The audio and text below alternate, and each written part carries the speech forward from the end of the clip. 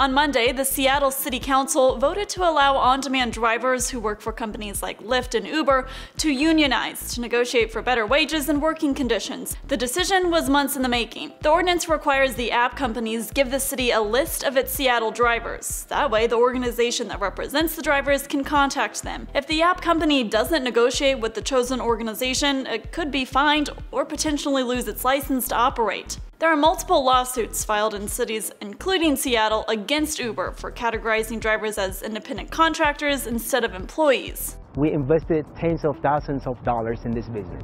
We're not just drivers. According to Uber, we're partners.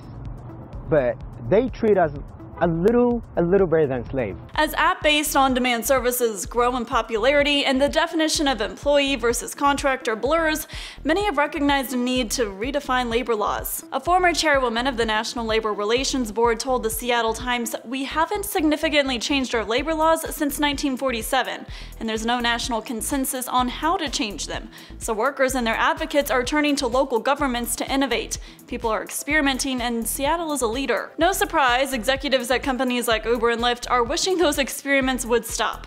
Uber, now valued at around $62.5 billion, could take a major hit if its drivers team up together and push for bigger paychecks. This decision probably came as a surprise to Uber. According to the New York Times, earlier this year, Uber's policy executive said the proposed law was generally believed to be flatly illegal. For Newsy, I'm Katie Link.